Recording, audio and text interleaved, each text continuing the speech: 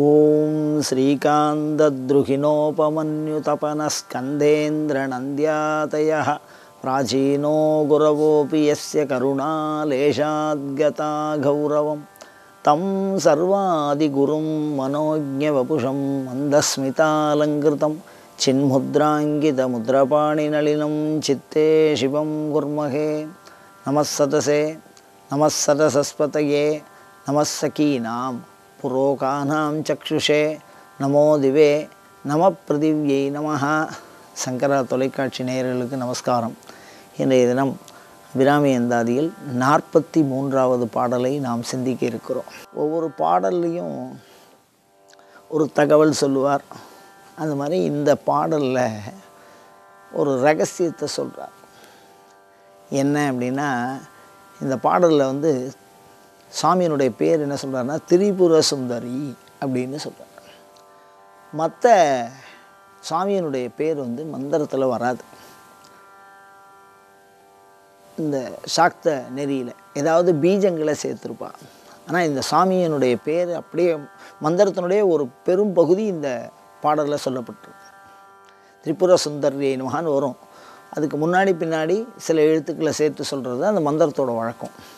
அந்த மந்திரத்தில் பெரும்பகுதியே இந்த பாடலில் திரிபுர சுந்தரியின் பேரோடு சொல்லியிருக்கார். அதோடு மாத்திரம் இல்லாமல் இதில் குறிப்பிடப்பட்டிருக்கிற மூர்த்தி இருக்கோல்லையோ, இந்த மூர்த்திங்கிறது திருவதியில் இருக்கக்கூடிய சுவாமி. திரிபுராந்தக மூர்த்தி அப்படின்னு அவருக்கு பேர். முப்புறங்கள் அப்படின்னு சொல்லக்கூடிய அசுரர்கள் இந்த பாடலில் வரக்கூடிய இந்த தகவல் அடிக்கடி அபிராமி அந்தாதியில் வரும். ஏன் இது வருது அப்படின்னு சொன்னால், ஸ்ரீவித்யா உபாசனையில் பல்வேறு வழிகள் இருக்குது. சின்ன சின்ன மாறுதல்களுடன் எல்லாமே உமையம்மை தான் முழு முதற் பொருளாக கொண்டு வழிபடக்கூடிய சமயம். அந்த சமயங்களில் பார்த்திங்கன்னா, ஒரு சமயத்தில் வரக்கூடிய அம்பாளுடைய வழிபாட்டில் அம்பாளுக்கு அதிதேவதையாக இந்த திரிபுராந்தக மூர்த்தியை சொல்லியிருக்கு.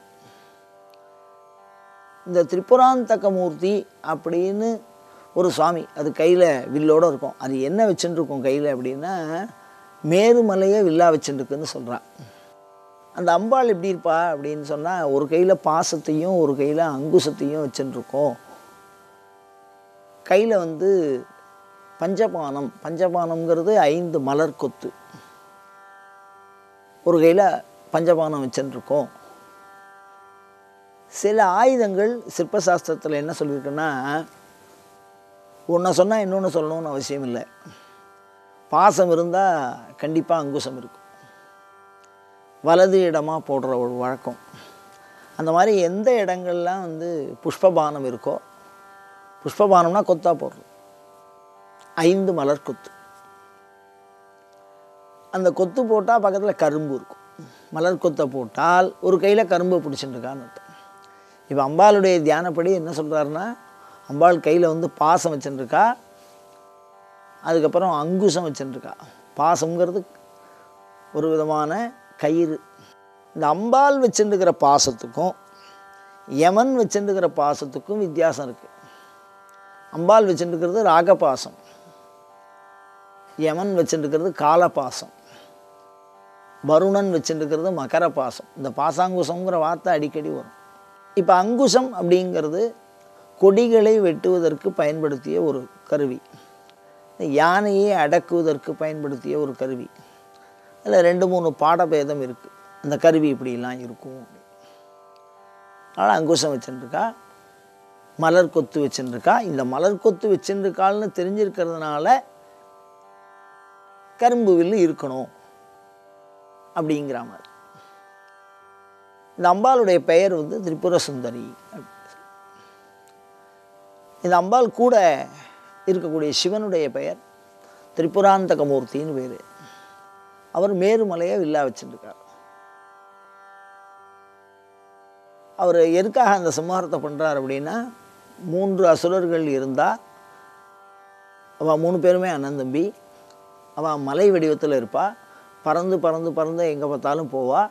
எங்கே உட்கார்றாலோ அதுக்கு கீழே இருக்கிறவா நசுங்கி போனால் அவளை சாப்பிடுவா. அவர்கள் மூவரும் இணைந்து ஒரு குறிப்பிட்ட முகூர்த்தத்தில் இருப்பாள். அந்த முகூர்த்தத்தில் கொன்னாதான் அவளை கொல்ல முடியும். ஈஸ்வராம்சத்தை தவிர வேறு யாராலையும் அவரை கொல்ல முடியாதுங்கிறது வரம் வாங்கியிருக்கான். அந்த மாதிரி இருக்கக்கூடிய ஒரு வரம் வாங்கி இருக்கக்கூடிய அந்த அசுரனை அழித்த இந்த சிவபெருமான் அந்த அசுரனை அழித்த அந்த வரலாற்று குறிப்பை இதில் சொல்கிறார். அவர் கையில் வச்சுருக்கிறது மேருமலையை வில்லாக்கி வச்சுருக்கார். இதை அடுத்தடுத்த பாடல்களையும் இதே கதை தொடர்ந்து வரும். இதில் இன்னும் ஒரு கருத்து என்ன, இப்போ சாமியை பார்த்துட்டோம், அம்பாள் என்னென்ன வச்சுருக்கான்னு பார்த்துட்டுருக்கோம். சாமி வில்லம்பா வச்சுருக்கார். அந்த அதாவது மேருமலையை வில்லா வச்சுருக்கார். வில்லு சொன்னால் அம்பு வரணும். இந்த அம்பில் வந்து மகாவிஷ்ணு இருக்கார். அந்த அம்புனுடைய நுனியில் அக்னி பகவான் இருக்கிறதா சொல்கிறார். ஒரே அம்புலேயே விடக்கூடிய அம்பு. அந்த வில்லில் என்ன பெரிய ஆச்சரியம்னு கேளுங்க. வில்லுங்கிறது வளையக்கூடிய பொருளில் இருக்கும். அப்போதான் எவ்வளோ வில்லு வளையிறதே அந்தளவுக்கு அம்பு வேகம் போகும். ஆனால் மலைங்கிறது வளையவே வளையாது. மேரு மலையை வில்லா பிடிச்சிட்டுருக்கார் அப்படின்னா அது என்ன தாத்பரியம் அப்படிங்கிறது புரியல. இருந்தாலும் அதை வில்லா வச்சுட்டுருக்கார் அப்படிங்கிறத சொல்கிறார். அவர்களை எரிகொள்ள செய்தவர் கையில் வச்சுருக்கிறது வில்லு, ஆனால் அவர் எரிந்து விழும்படியாக செய்தவர் அப்படிங்கிறது இந்த பாடலில் சொல்லக்கூடிய தகவல் குறிப்பு. இதில் என்ன சாஸ்திரத்தில் ரகசியம் இருக்குன்னா, புறம்னா ஊருக்கும் பேர், புறம்னா உடம்புக்கு பேர். சில ஆகம வழிபாட்டு முறைகளில் மனிதனுக்கு 3 ஆன்மா இருக்கிறதா சொல்கிறோம். 3 உடல் இருக்குது. இந்த 3 ஆன்மான்னு சொல்கிறது ஒரு பட்சம், 3 உடல்னு சொல்கிறது ஒரு பட்சம். என்ன அப்படின்னா, அந்த ஆத்மாவுக்கு பேர் என்னென்னா ஸ்வாத்மா, அந்தராத்மா, பரமாத்மா அப்படின்னு அந்த ஆன்மாவுக்கு பேர். அது மாதிரி சாக்த தந்திரங்கள் என்ன சொல்கிறது அப்படின்னா, இந்த ஆத்ம சப்தம் சரீரத்தை குறிக்கும். ஒவ்வொரு மனிதனுக்கும் 3 உடல் இருக்குது அப்படின்னு சொல்கிறோம். அதுதான் இந்த சாஸ்திரத்தினுடைய நுட்பம். என்ன 3 உடல் அப்படின்னு கேட்டிங்கன்னா, நம்மளுடைய அன்னமய கோஷம், அதாவது இந்த உடம்பு, இந்த ஸ்தூலமாக இப்போ நம்ம பார்த்துட்டு இருக்கோமே இந்த உடம்பு தான். இது உள்ள நுண்ணுடல் அப்படின்னு இருக்குது, சூக்ஷ்ம தேகம்னு சொல்லுவாங்க. இது வந்து பருவுடல். நமக்கு தெரியும், ஃபோட்டோலாம் பிடிக்கும்போது அதெல்லாம் தெளிவாக விழும். இந்த நுண்ணுடல்னு ஒன்று இருக்க அப்படின்னு ஒரு உடல் இருக்குதுன்னு சாக்தந்திரங்கள் சொல்கிறது. அதுக்கான குறிப்பை இந்த பாடலில் வச்சுருக்கார் அவர்.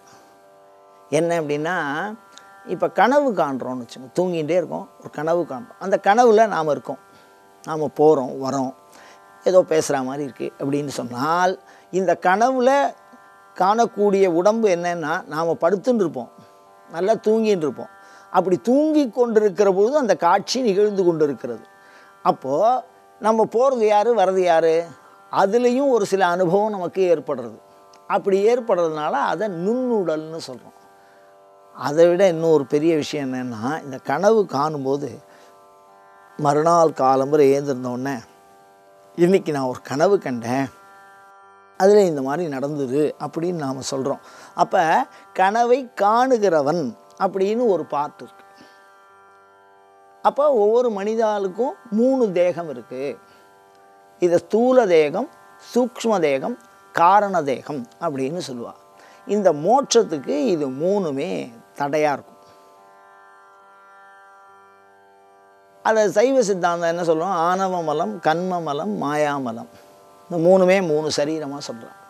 அந்த மாதிரி அந்த 3 உடலையும் அழித்தாலே அன்றி உமையம்மையை நாம் அறிய முடியாது. சாக்த சித்தாந்தத்தை பொறுத்த வரைக்கும் உமையம்மை தான் எல்லாமுமாக இருக்கக்கூடியவள். அப்படி எல்லாமாக இருக்கக்கூடிய உமையம்மையை நாம் அறிவதற்கு அவளே கொடுத்த காத்திரம் இருக்குது. இந்த 3 காத்திரம், இந்த ஒவ்வொரு காத்திரத்துலேயும் ஒவ்வொரு சிறப்பு இருக்குது. என்ன அப்படின்னா, இந்த பரு உடலை, அதுக்கு வரக்கூடிய துன்பங்களை அம்பாள் நிவர்த்தி பண்ணுவாள். அந்த பரு உடலுக்கு எப்படி துன்பம் வரும் அப்படின்னு கேட்டிங்கன்னா, வியாதி, மூப்பு, பிணி அந்த மாதிரிலாம் வரும். அந்த துன்பத்தை நிவர்த்தி பண்ணுவாள். அதே நுண்ணுடல்னு இது உள்ளே இருக்குது பாருங்க, அது என்ன அப்படின்னு கேட்டால், இப்போ சில பேருக்கு கல்யாணம் ஆகலை, சில பேர் குழந்தை பிறக்கலை, சில பேருக்கு வேலை கிடைக்கல, சில பேருக்கு தொடர்ந்து முன்னேற்றத்துக்கு வழி கிடைக்கல, அப்படிங்கிற மாதிரி ஒரு தடங்கள் இருக்கும். அவர் படிச்சிருப்பார், முயற்சி பண்ணுவார், ஆனால் அதுக்கு உண்டான பலன் கிடைக்காது. அது என்ன அப்படின்னா, பூர்வத்தில் பண்ணின பாவம் இந்த நுண்ணுடலில் பொருந்தி இருக்கும். ஊழ்வினை உறுத்து வந்து ஊட்டும். எப்படியாக இருந்தாலும் அது வந்து கன்று ஆவி 100 பசுமாடு இருந்தாலும் அதோட கன்றுக்குட்டி அதோட மாட்டை கண்டுபிடிச்சி கரெக்டாக சேர்ந்துடும். அதனால தான் கன்றாவி. என்ன கன்றாவியோ அப்படின்னு சொல்கிறது இல்லை. ஆவின்னா உயிருக்கு பேர், ஆன்னா பசுமாட்டுக்கு பேர். இந்த பசுமாடும் கன்றும் எப்படி அன்பினாலே ஒன்றை ஒன்று கண்டு இணைந்து விடுமோ அதுபோல் நாம் செய்த வினையானது இந்த நுண்ணுடலிலே பதிந்திருக்கும். அதனால தான் எல்லாருக்கும் ஒத்த பலன் கிடைக்கிறது இல்லை. அதுக்கப்புறம் அது உள்ள ஒரு உடல் இருக்குது, அது அற்புதமான ஞான உடல். ஆனால் அந்த உடலும் இல்லாமல் பண்ணினாதான் மோட்சங்கிறது சாத்தியம். அந்த 3 உடல்களையும் அறிவது, உணர்வது, பயன்படுத்துவது அப்படிங்கிறது ஞானிகளுக்கு சாத்தியம். அப்படிப்பட்ட அந்த ஞான வல்லமையை அருளக்கூடிய அம்பாளுக்கு திரிபுர சுந்தரி அப்படின்னு பேர். 3 புறம் 3 உடல், அதுதான் இங்கே புறங்களாக சொல்லப்படுகிறது. இப்படி ஒரு சாஸ்திர தகவலை சொல்கிறார். அப்படி இந்த 3 உடல்களையும் தாண்டி உயிராக இருக்கக்கூடியவள் உமையம்மையானவள் அப்படிங்கிறத இந்த சாஸ்திர கருத்தை நமக்கு சொல்கிறது. இன்னும் ஒரு பெரிய விஷயம் என்னென்னா, அம்பாள் வந்து என்ன ஒரு வடிவத்தில் நாம் நினைக்கிறோமோ, என்ன ஒரு பாவம், அதுக்கு பேர் பாவம்னு சொல்லுவாள், என்ன கோர்வை. இப்போ ஒருத்தரை வந்து நம்ம வந்து நட்பாக நினைப்போம், ஒருத்தரை வந்து எதிரியாக நினைப்போம், ஒருத்தரை வந்து உறவினர் போல் நினைப்போம். அப்படி அதுக்கு பேர் தான் பாவம்னு பேர். அந்த மாதிரி அம்பாள் கூட நமக்கு இருக்கக்கூடிய இந்த பாவம் என்ன பாவம், அந்த பாவம் எப்படி நாம் நினைக்கிறோமோ அந்த பாவத்திலேயே அம்பாள் தோன்றுவா நமக்கு அப்படிங்கிறது சாஸ்திரம், மந்திர சாஸ்திரம். அந்த வகையில் இப்போ கொஞ்சம் கொஞ்சமாக பார்த்துட்டு வருவோம். முதல்ல என்ன சொல்கிறார், பரிபுர சீரடி பாசாங்குசை பஞ்சபாணி அப்படின்னு சொல்கிறார். பாசம் வச்சு, நான் ஏற்கனவே சொன்னேன், பாசம் வச்சுருக்கா, அங்குசம் வச்சுருக்கா, பஞ்சபானம் மலர் கொத்து வச்சுருக்கா, இன்சொல் திரிபுர சுந்தரின்னு சொன்னார். இந்த இன்சொல் அப்படிங்கிறது என்னென்னா மதுரபாஷினின்னு நம்மளுக்கு பேர், இனிமையாக பேசக்கூடியவள். இந்த இன்சொல் இருக்கோ இல்லையோ, இது என்ன அப்படின்னா, அவர் வந்து சாதாரணமாக சொல்லக்கூடிய அம்பாள் இனிமையாக பேசுவா அப்படிங்கிறத இந்த இடத்துல சொல்லலை. என்னென்னா, சாமி வந்தவாளுக்கு வாக்கு கேட்பா, ஆவேசுவாதம்னு பேர். சில பேருக்கு சாமியை பழைய காலத்தில் அந்த முறையெல்லாம் இருந்திருக்கு, உடுக்கையெல்லாம் அடித்து சாமியெல்லாம் வரவழிப்பா. அப்படி வரவழிச்சா ஏதாவது ஒரு வாக்கு சொல்லு அப்படின்பா, அது சொல்கிறத அப்படியே பழிக்கும். அதே மாதிரி ஜபத்தில் அம்பாள் தோன்றி ஒரு சில வடிவத்தில் வருவா. இந்த மாதிரி வடிவத்தை தியானம் பண்ணினா இந்த மாதிரி தோற்றம் வரும்னு எழுதியிருக்கு சாஸ்திரங்களில். அந்த மாதிரி வந்தால் அப்படியே நிற்கும். அது ஏதாவது வாயை திறந்து சொல்லணும். அப்படி சொல்லக்கூடிய அந்த வாக்கிற்கு தான் இன்சொல்லுன்னு பேர். அந்த இன்சொல் திரிபுர சுந்தரி அப்படின்னு சொல்கிறான். நல்ல வாக்கு சொல்லக்கூடிய, நல்ல அனுகிரகம். ஏன் அவள்கிட்ட வாக்கு கேட்குறோம் அப்படின்னா, அவள் என்ன சொல்லலோ பழிக்கும். ஒரே ஒரு தடவை தான் வாழ்நாளில் அவளை பார்க்கலாம். அதே மாதிரி ஒரு தடவை வரம் கொடுத்துட்டா அதுக்கப்புறம் அவளுக்கு வரம் வாங்கணுங்கிற அவசியமே இல்லை. எல்லாம் அதுலேயே இருக்குது, எல்லாமே அதிலே வந்துடும். அந்த ஒரு சொல்லுக்கு தான் அந்த பாடு. அதை தான், அந்த வார்த்தையை வாங்கிறதுக்கு தான் அவ்வளோ கஷ்டப்படுறார். இன்சொல் திரிபுர சுந்தரி. சிந்துரமேனியல் அப்படின்னா, இந்த திரிபுர சுந்தரிங்கிறது தான் நான் இப்போ சொன்னேன், மந்திரத்தினுடைய ஒரு பகுதியில் இருக்குது. ஒரு மந்திரத்தில் திரிபுர சுந்தரிங்கிறது வருது. முன்னாடி சில எழுத்து இருக்குது, பின்னாடி சில எழுத்து இருக்குது. அதை வந்து நம்ம வந்து வெளிப்படையாக சொல்லக்கூடாதுன்னு சாஸ்திரங்கள் சொல்லியிருக்கு. அதனால் ஒரு மந்திரத்தில் பாதி இருக்குது. திரிபுர சுந்தரிங்கிறது ஒரு அம்பாளுடைய தியானம். அந்த அம்பாள் இப்படிலாம் இருக்கா அப்படின்னு நான் சொல்லிட்டேன் முதல்லையே. சிந்துரமேனியல் அப்படின்னு சொன்னால் சுபாவம் என்னன்னா, அம்பாள் எப்போவுமே கருப்பாக இருப்பாள், சாமி எப்போவுமே சிகிச்சைவேன்னு இருப்பாள். அம்பாள் நீளமாக இருப்பாள், இல்லைன்னா பச்சையாக இருப்பாள். ஆனால் இந்த வகையில் பார்த்திங்கன்னா செக்குச்சவேன்னு சொல்லியிருக்கு அம்பாளை. சிந்துரமேனியல் சிகப்பாக சொல்லியிருக்கு.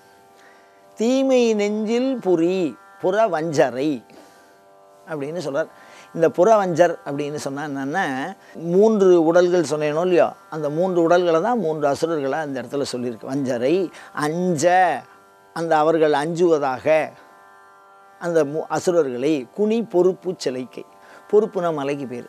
அந்த மலையை வில்லாக கொண்டிருக்கிற சிவபெருமானுடைய அழித்த அந்த திரிபுராந்தக மூர்த்தி சிலைக்கை, சிலைன்னா வில்லுக்கு பேர், அதில் கையிலே தாங்கி இருக்கக்கூடிய எரிபுரை மேனி.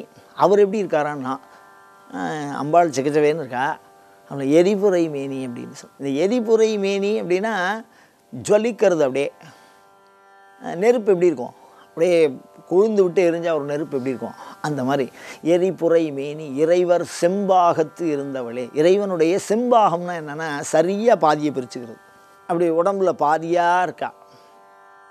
அப்படிப்பட்ட ஒரு உருவமாக அம்பாளை தியானம் பண்ணியிருக்கார். இது ஒரு தியான வகை.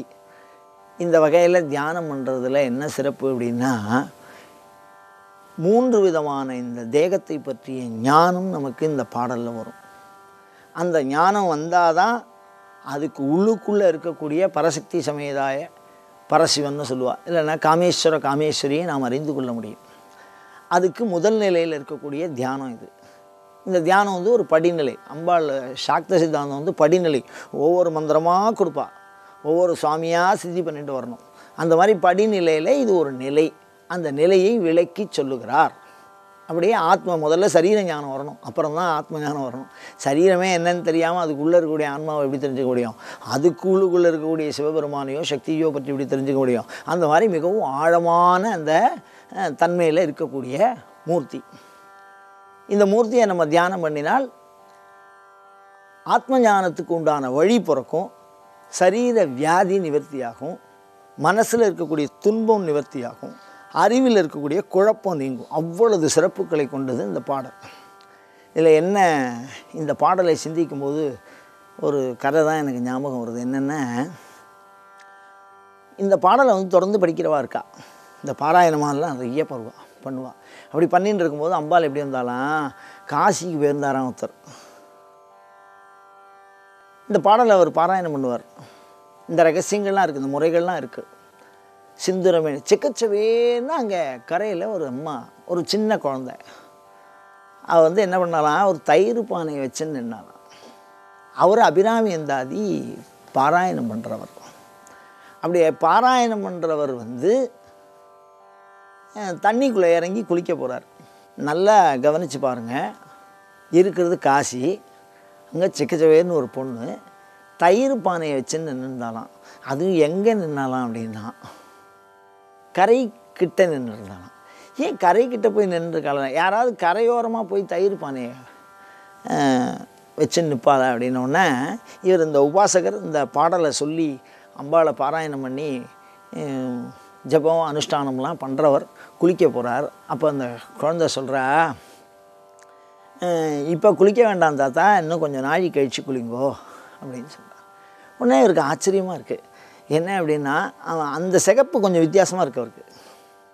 இந்த மாதிரி ஒரு சேப்பை நம்ம பார்த்தது இல்லையே அப்படின்னு அவர் பாடலில் சொல்கிறார். ததியுரு மத்திர் சுழலும் என்னாவி தளர்விழதோர் கதியுரு வண்ணம் கருது கண்டாய் அப்படின்னு அவர் பாராயணம் பண்ணிண்டே அவர் அபிராமி எந்தாதி முழுக்க பாராயணம் பண்ணுறவர். அதனால் அம்பாள் வந்து தயிர் பானையை தூக்கின்னு வந்தாலாம். அந்த இடத்துக்கு என்னடா அர்த்தம், நீ அப்படி தானே பாராயணம் பண்ணுற அப்படின்னு ராத்திரி சொன்னாலும் சொப்பனத்தில். இப்போ ஏன் இன்னும் கொஞ்சம் நாய் கழிச்சு குடிக்கலாம் அப்படின்னோடனே இவருக்கு புரியல. சரின்னு கரையில் உட்காந்துட்டு திருப்பியும் ஜபம்லாம் கொஞ்சம் நாள் பண்ணி இருந்துட்டு அதுக்கப்புறம் குளிச்சாலாம். எதுக்கு நம்மளை குளிக்க வேண்டான்னு இந்த அம்பாள் சொன்னான். குளிக்கிறதுக்கும் மேலே ஏறினதுக்கும் என்ன காரணம் அப்படின்னு அவருக்கு புரியவே இல்லையா. ராத்திரிலாம் ஒரே குழப்பம். அதுக்கப்புறம் அவர் வந்து வீட்டுக்கு போகும்போது பக்கத்தில் உள்ளவா சொன்னாலாம், அவள் இங்கேருந்து ஒரு செட்டு காசிக்கு பார்க்க போயிருக்கா. அந்த காசிக்கு பார்க்க போனவா ஒரு சரியான ஒரு சில நேரம், அந்த காலத்தில் அந்த மாதிரி நடந்திருக்கு, ஒரு சில நேரங்களில் நிறைய நகை போட்டு வந்தார் அவர். அந்த நகையை போட்டுருக்கிறதுனால உத்ராட்சம்லாம் தங்கத்தில் போட்டுக்கிறது, நிறைய இருக்கிற நகையெல்லாம் எடுத்து போட்டுருக்கு. அந்த மாதிரி கொஞ்சம் வசதியாக இருப்பார் போல இருக்கு. அதோடு அவர் உள்ளே இறங்கியிருப்பார் போல இருக்கு. முன்னொரு காலத்தில் இந்த தண்ணிக்குள்ளே கங்கைக்கு ஸ்நானம் பண்ணுறவால அதிகமாக நகை போட்டிருக்கிறவால என்ன பண்ணுறதுன்னா, தண்ணிக்குள்ளே அப்போ ஆழம் அதிகமாக இருக்கும், வரவா வந்து ஸ்நானம் பண்ணணும் அப்படின்னு இறங்கும்போது கீழே தண்ணிக்குள்ளே மூச்சடக்கு வித்தை படித்தவா இங்கே இருப்பாளாம் யோகத்தில். அந்த மாதிரி ஒரு கல்லூர் கூட்டம் அவன் என்ன பண்ணுவாலாம், தண்ணிக்குள்ளே இருப்பாளாம் மூச்சடைக்கிண்டு. மேலேருந்து அவளுக்கு ஒரு சில சம்யாலாம் இருக்கும் போல இருக்குது. அந்த சம்யாலாம் இருந்தோன்னா கரெக்டாக அவளை இழுத்து உள்ளே இழுத்து அந்த நகைகள்லாம் வச்சுட்டு அவள் இறக்குற வரைக்கும், அதாவது ஜலசமாதிங்கிற மாதிரி ஏதோ காசிக்கு போயிட்டா சித்தா புண்ணியங்கிற மாதிரி அந்த காலத்தில் ஒரு நம்பிக்கை, எல்லாத்தையும் எடுத்துகிட்டு போயிடுவாள். அந்த மாதிரி இவர் போட்டுருக்கிற நகையை ஒருத்தர் பார்த்துட்டு அதை அம்பாள் சமிக்கை பண்ணுறா. அதை யாரையும் சொல்லலை பாருங்கள். அதுதான் அம்பாள் அந்த அம்பாளுங்கிறது என்ன, வேண்டுதல் வேண்டாமை இலான். நீ வருந்தி வேண்டினா செய்ய போகிறா, செய்யலைன்னா அவன் என்ன உண்டோ அவன் மாட்டுக்கு போயிட்டு இருப்பான். ஒரு ஹெல்மெட் இருக்குதுன்னு வச்சுங்கோ, தலையில் எடுத்து மாட்டிக்கிறோம், மாட்டின்ட்டு அந்த பாதுகாப்பு நடவடிக்கையோடு போனால் விழுந்தால் தலையை காப்பாற்ற போகும். அந்த மாதிரி கவச்சம் மாதிரி அம்பாள் சரியான நேரத்தில் அங்கே வந்து அதை கொஞ்சம் நாளைக்கு கழிச்சு குளிங்கோ அப்படின்னு சொல்லிட்டு போகிறா. அவரை அதை மாதிரி பக்கத்தில் இருக்கிறவா நகையை விட்டுருக்கா, இந்த மாதிரி உள்ளே விழுந்துட்டா அப்படின்னு சொல்லி அதுக்கப்புறம் அந்த தகவல் அவருக்கு தெரியுது.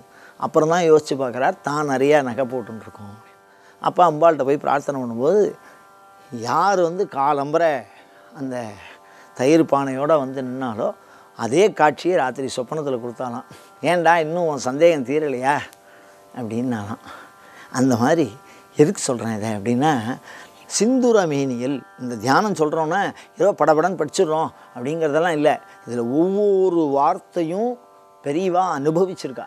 அந்த சிகப்பாக இருக்கிற அந்த பொண்ணு மாதிரியும் ததியுறு மத்திர்ச்சுழலும் என்னாவி தளர்வுள்ளது ஒரு பாட்டு பாடும்போது அவர் அழுவாராம்.